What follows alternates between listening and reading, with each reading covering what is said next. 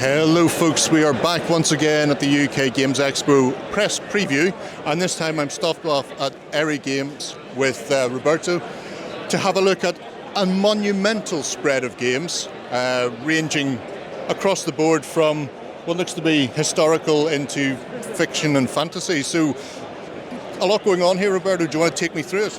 Yeah, there's a lot this year also because we had to make up for missing 2 years of UK Game Expo, but most of the games here are either recent releases or upcoming releases, so it's all pretty new.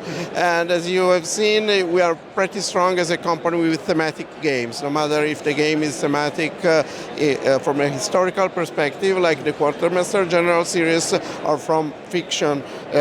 Our most famous game is War of the Ring, based on the Lord of the Rings trilogy, but we have a lot of other stuff. So Quartermaster General 1914 is one of our releases this spring, and it's the new evolution in the series which began with World War II Quartermaster General. It's a card-driven game, strongly symmetrical. Each player plays one of 5 different powers fighting the Great War.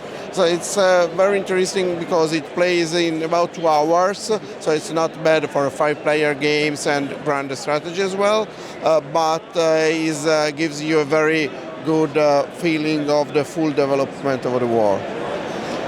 I've noticed the Quartermaster General maples on a board for area control, but here we have standees and miniatures. So do you make the selection of how you're going to actually develop the game dependent on the theme? Or that's interesting. You see, it's very often it's theme driven because in the thing, for example, the theme asks for a cooperative game with a traitor. Yeah. So that's the way how this was developed. So you have to manage the crisis which goes on in the outpost, and one of you, however, in the beginning, one of you is the thing, is hiding, the alien hiding among you. So the way the mechanic has been designed in all our games are very strongly linked to the theme. So I think that's one very strong point of what we do as a company. Same here, for example, Diabolik. This is a hidden movement, catch the thief if you want, type of game. It's quite original in the hidden movement genre because normally it's always a one against many type of games, but here again, fitting the theme, the 2 criminals, Diabolik and his wife Eva, they are on the run while 2 people play the police trying to catch them up. So it's a team game, 2 against 2, with also an original hidden movement mechanic which doesn't require any writing, keeping track of your moves, but it's all done with cards. And so moving down then we have a couple of fantasy games. Sword and Sorcery, that's a familiar name. Yeah, Sword and Sorcery is one of our best-selling lines. Actually, the line started in 2016 now with Immortal Souls, and we developed a full cycle of products based on the Immortal Souls campaign. So a series of campaign sets, various hero packs, which essentially gave you the possibility of bringing one from a very wide range of heroes from level 1 to level 7 in the epic final of the campaign. Here we go again to a new start, if you want, with a new standalone set which is called Ancient Chronicles, which is a standalone new adventure which is actually set centuries before the other one. So from a thematic perspective is a prequel to the other storyline. And in Ancient Chronicles, you will explore different settings from Immortal Souls. The first setting is an underworld setting, dark elves,